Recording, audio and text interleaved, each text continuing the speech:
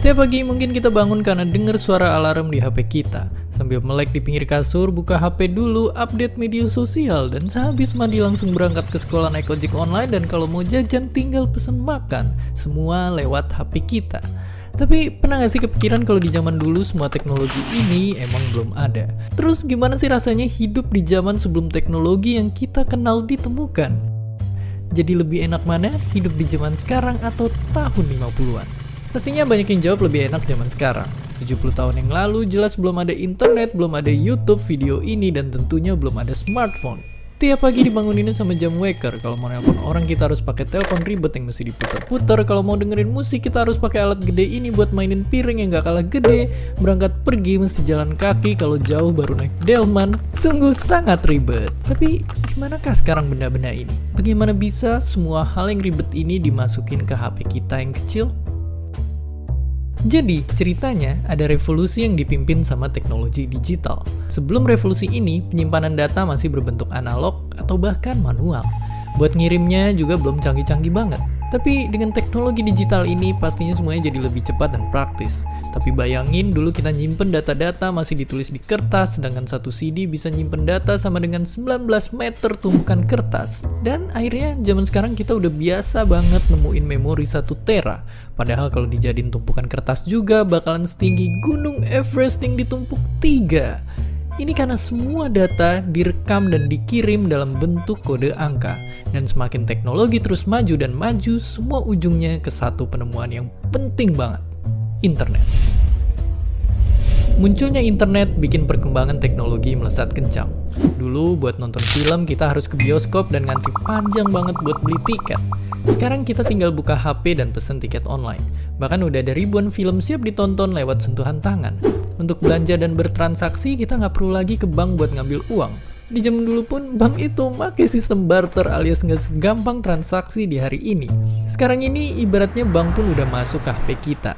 Dan karena smartphone udah bisa ngelakuin apa aja, banyak juga orang yang punya lebih dari satu.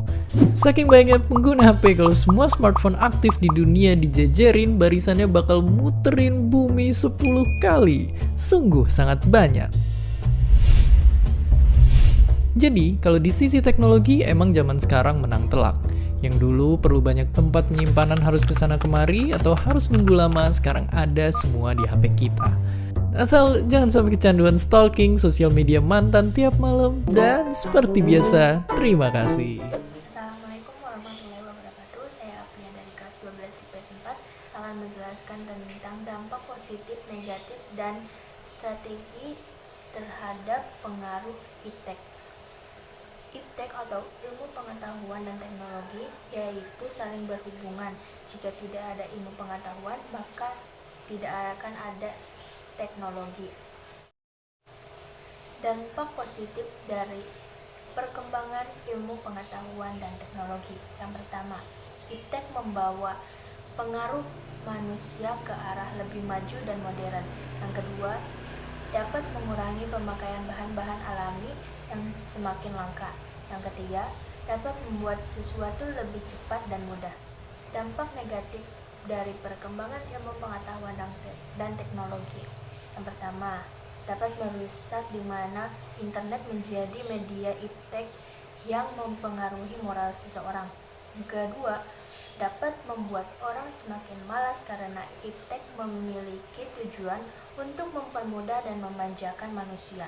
Yang ketiga, dapat menimbulkan polusi. Nah, sekarang strategi dalam menghadapi perkembangan ilmu pengetahuan dan teknologi atau iptek.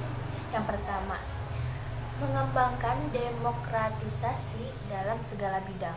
Yang kedua, dapat memanfaatkan kegunaan iptek. Yang ketiga, menggunakan potensi lingkungan secara tepat untuk pembangunan.